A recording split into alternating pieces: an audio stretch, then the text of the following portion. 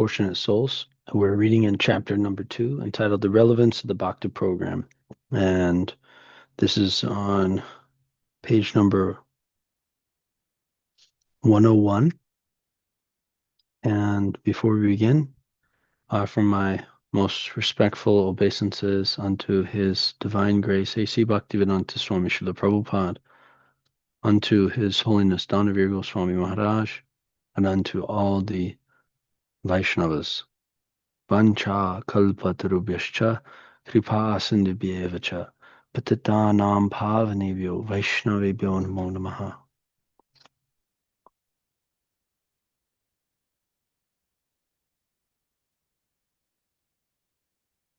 So it says here,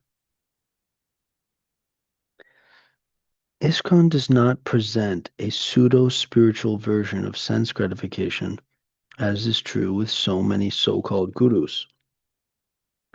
Consequently, gross materialists affirm the movement's authenticity by voracious opposition. The fact that the movement continues to exist and expand despite the greatest efforts of the anti-cultists is a testimony supporting the Bhagavad Gita statement that good cannot be overcome by evil.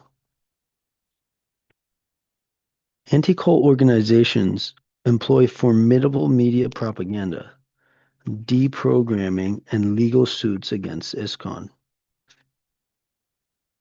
But devotees are not meant for sitting down on the chariot to lament about the strength of the opposition. In all circumstances, Krishna's devotees are expert in spreading Krishna consciousness, just like the businessman who makes profit whether the market rises or drops. Number 68. Rameshwar. We have one mother in Los Angeles of a girl named Leela Shakti. She's a big book distributor.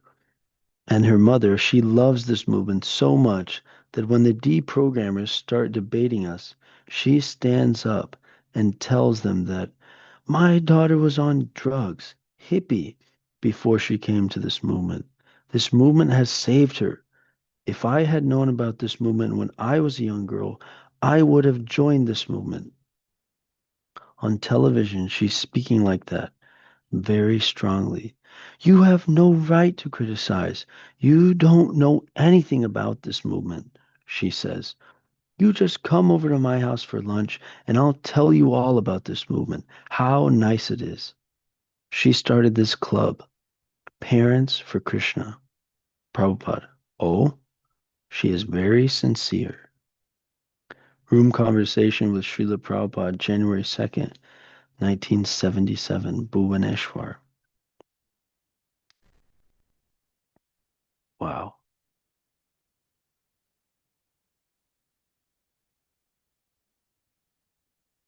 Maharaj Yudhishthira was liberal, forgiving, and renounced.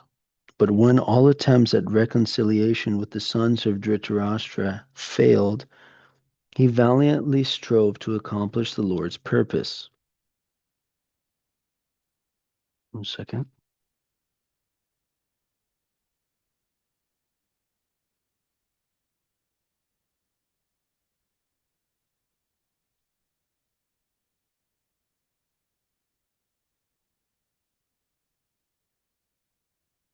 In the same way, present-day devotees must valiantly preach the glories of the Lord.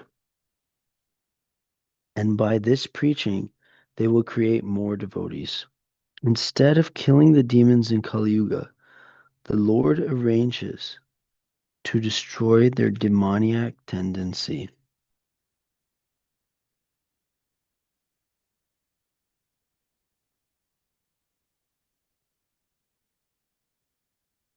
A deprogramming attempt. Subheading. Several years ago, a graduate of psychology joined ISKCON. His parents hired professional deprogrammers to kidnap him, and they removed him to a secret location where they tried with all means to break his faith in Krishna. Finally, the devotee escaped, and gradually he convinced his parents and friends that Krishna consciousness was very good. In the beginning of this episode, it appeared that by joining ISKCON, a band of enemies was created, but in the end, they all became supporters, and some are adopting Krishna conscious principles. After the unsuccessful deprogramming attempt, the parents admitted to some friends, "We could have bought a yacht with the money we wasted on the deprogrammers." Recently, a local newspaper printed a favorable article about a member of the deprogramming team, which included the usual false stereotypes of Hare Krishna devotees. With the encouragement and help of his family, the thoughtful devotee described above wrote an excellent rebuttal to the editor, which the newspaper printed. This is the way to defeat the anti-cult movement. Rather than shrinking away and thinking we should not make devotees, we should make more devotees and educate them, and be confident that the absolute truth will radiate as brilliant as the sun to dispel the darkness of ignorance in the age of Kali. 69.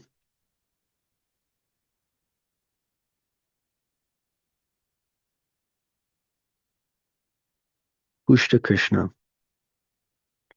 This next question is very closely related to the last question.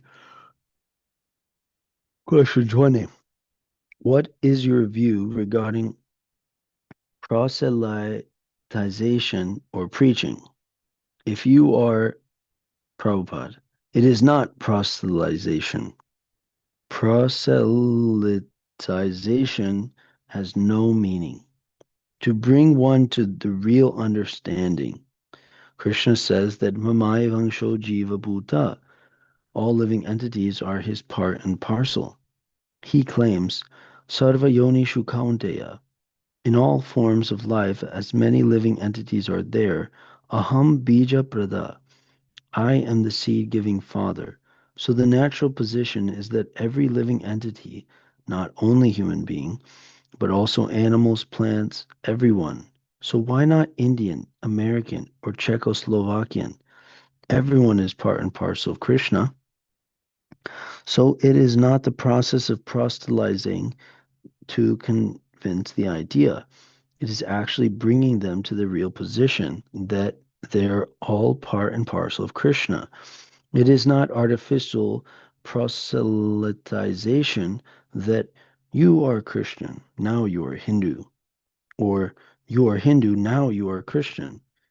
You are a sweeper, now you are Harijan. It is not like that. It is actually bringing him to his own position, part and parcel of God. It is not proselytization. Proselytization will not stand. When one comes to the real understanding of his position, then that will continue. This Krishna consciousness movement is that, bringing one to the original position. He's in diseased condition. He's thinking otherwise than servant of Krishna. Now this movement is trying to bring everyone to the position that he is eternal servant of Krishna. It is not a rubber stamp proselytization that you are Hindu, now you are Christian, or you are Christian, now you are Hindu. So if he does not know what is his position by simply stamping that he is Hindu or Muslim or Christian, what benefit he will derive? Answers to a questionnaire from Bhavan's journal, June 28th, 1976, Vrindavan.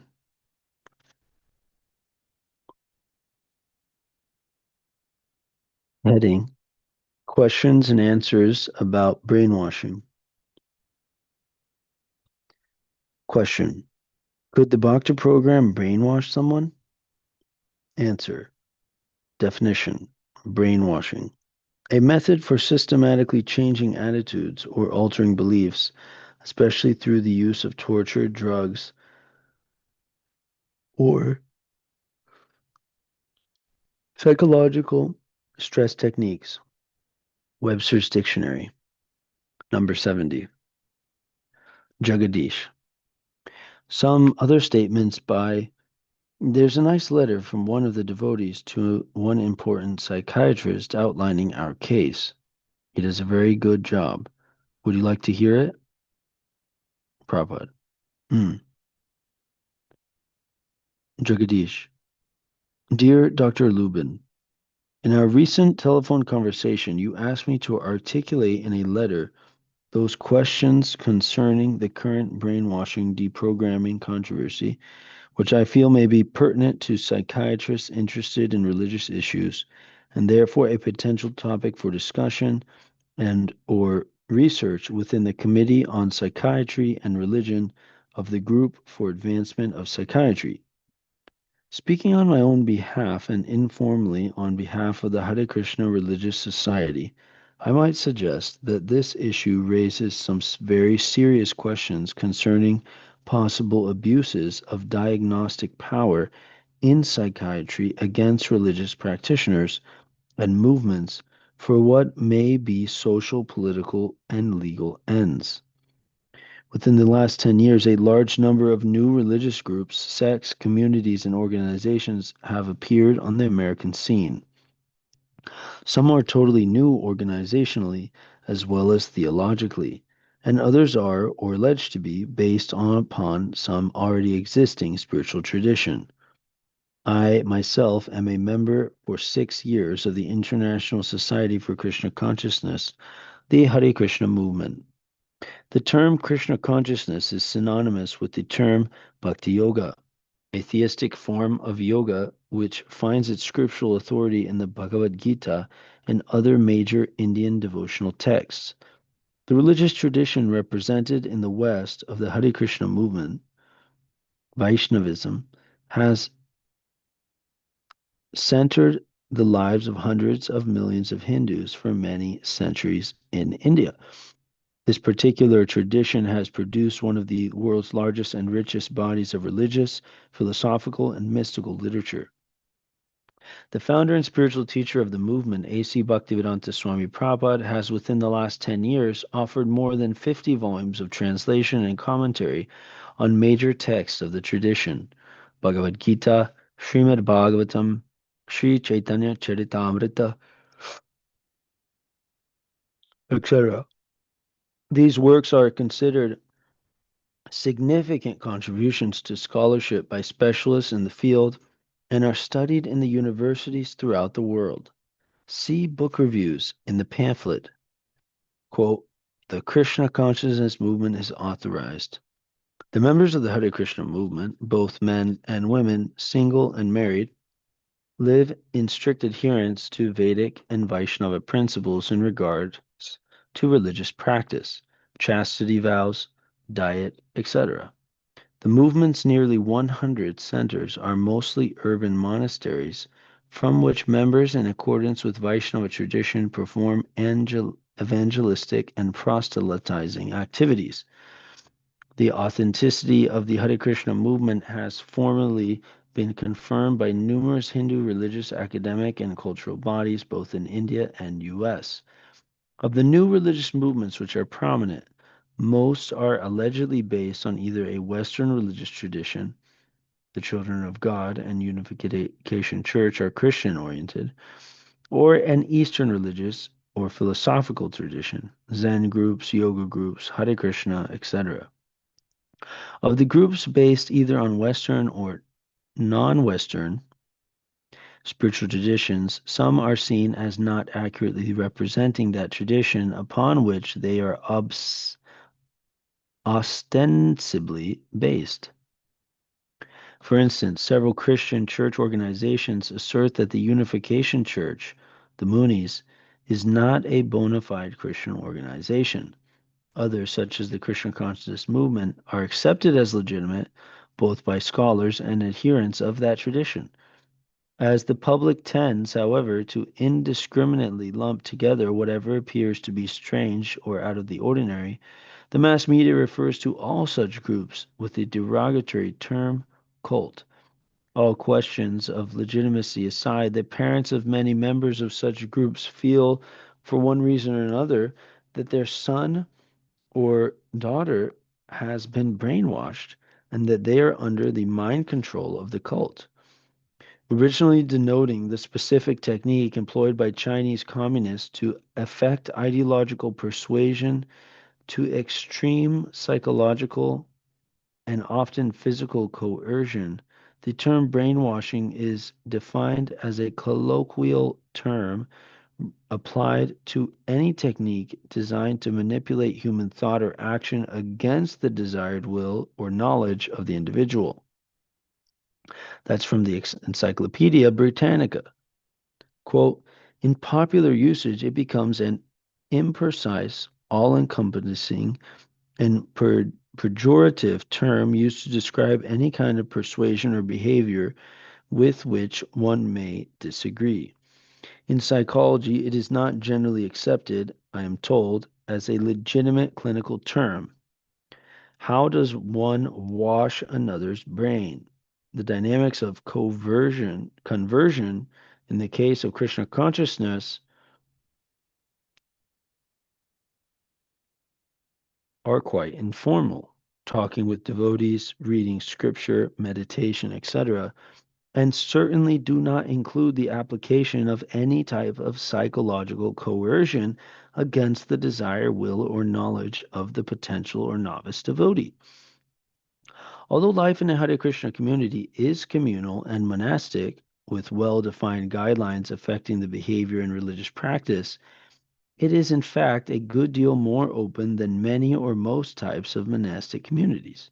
The Hare Krishna member is totally free to increase or decrease his involvement with the society at any time he or she wishes, because full commitment, as in any religious tradition, is not easy. A high percentage of those who join eventually leave. If brainwashing is what we're doing, we're not very good at it.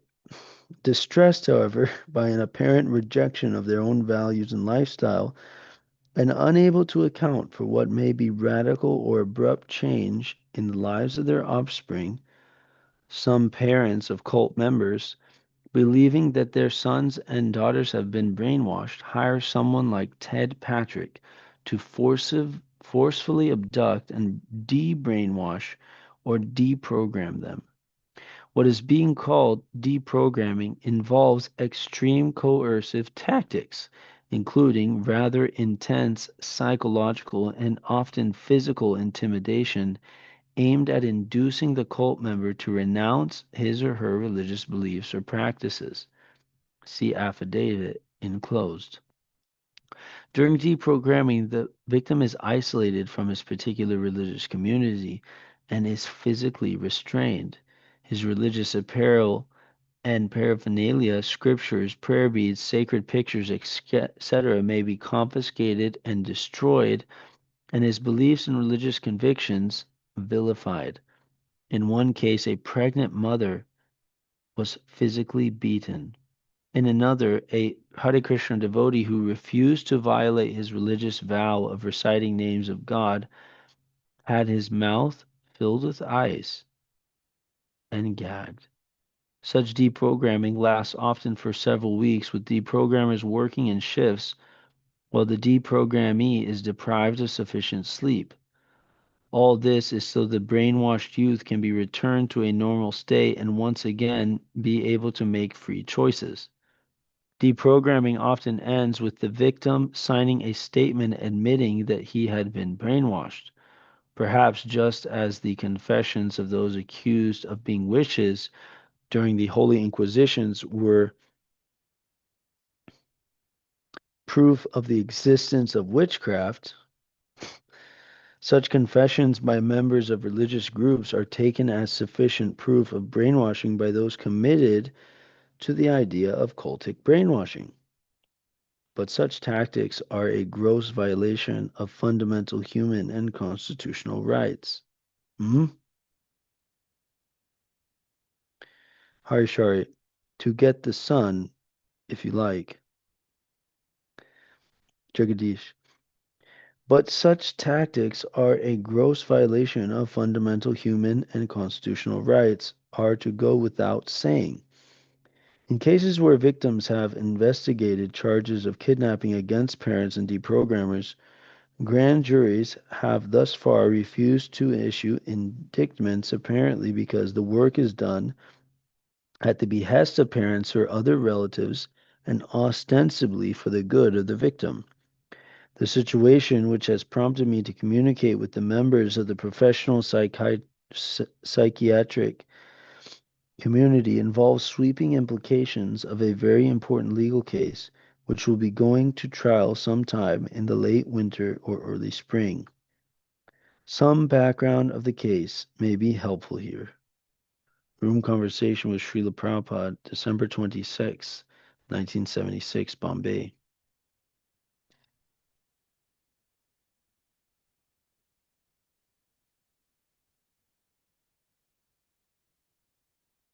The Bhakti program uses no torture, drugs, or psychological stress techniques, and there is nothing harmful about rising early, celibacy, reading Bhagavad Gita, keeping clean, or worshiping God. They are healthy for the body, mind, and spirit. The accusation that the Bhakti program is a form of, quote, brainwashing comes from persons antagonistic to or ignorant of Krishna consciousness. Srila Prabhupada's books dispel the misconceptions held in this regard, and we recommend that such persons read them carefully. 71. This Krishna consciousness movement is training of Nivritti Marg, the basic principles. So many no's. No means Nivritti. No illicit sex, no meat eating, no gambling, no intoxication. So this is the no path, so that they do not know. When we say so many no's, they think it is brainwash. Not brainwash, it is actual. If you want to develop your spiritual life, then you have to stop so many nuisance. That is Nivritti Marg. Lecture by Srila Prabhupada, December 14th, 1976, Hyderabad.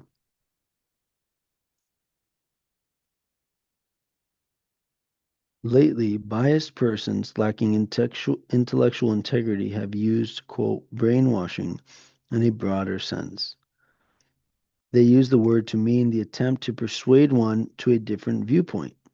For example, they may say, quote, the Hare Krishna movement has brainwashed its followers into believing that sexual restraint is healthy, end quote. Many scholars who have researched ISKCON have repudiated, repud, repudiated, repudiated, reputed,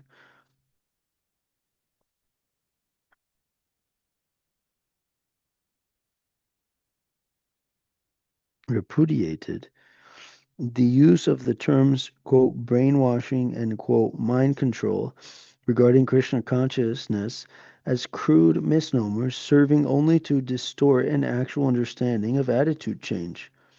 In general, quote, brainwashing is meant to slander the organization rather than accurately describe its practices. Despite the adverse use of the word, ISKCON's founder saw a brighter side. Yes, he said, we shall wash their filthy brains. 72. Rameshwar. In regards to brainwashing, they claim that our lifestyle tends to take the devotee and isolate him from the world. Prabhupada. Yes, we hate to mix with you. No gentleman tries to mix with loafers. Crows will not like to live with the ducks and white swans, and white swans will not like to live with the crows. That is natural division. Birds of the same feather flock together. Rameshwar. They have a list of 5 or 6 conditions, and they say if all those conditions are there, then it is suitable atmosphere for brainwashing. And they say we are imposing those conditions on our members. Prabhupada. Yes, we are brainwashing from bad to good. That is our business. We are washing the brain from all rascaldom. That is our business. You are, your brain is filled up with all rubbish things, meat eating and illicit sex, gambling. So we are washing them. Cheto dharpana marjanam. Shinvatam swakatha Krishna punya shravana kirtana. Hridyantosto abhadrani. Abhadrani, washing. Abhadrani means bad things. The bad things should be washed off. Don't you cleanse your home? Don't you cleanse your room? Is that not is not that brainwashing? So if you wash your room very cleansed, who blames you? But you are so rascal that why you are washing this garbage? You are protesting. You are such an intelligent man. We are washing the garbage. You are protesting. Why are you washing the garbage? This is your intelligent. But intelligent men wash the garbage. That is the law of nature. Cleanse. That we are doing. According to Vedic civilization, you are actually untouchable. Now we have come to touch you. Therefore, wash you must first. You are untouchable. In Vedic civilization, dog is untouchable, and that is your best friend. So you are not touchable. Therefore, we have to wash you. And unless your brain is washed, you cannot understand Krishna. So it is necessary. Is that all right? Dog is your best friend. In India, dog is untouchable. So man is known by his company. If your best friend is dog, then what you are. We can understand your position because you sleep with dog, you eat with dog, your dog is best friend. So what you are, you must be washed. It is a fact. Every woman, every man has some dog. Train conversation with Srila Prabhupada, January 11, 1977.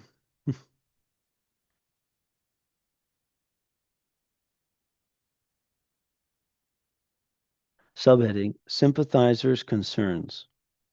ISKCON sympathizers may also have concerns about the Bhakti program. 1. The validity of recruiting new devotees. This is discussed at length in the first chapter. 2. The techniques used in recruiting new devotees. This topic will be discussed at length in the 8th chapter. 3. The validity of Bhakti program training. This is the subject of the entire second chapter. And 4. The techniques used in Bhakti program training. This is elaborately discussed in the 4th chapter. Fortunate souls ki jai. So please excuse me.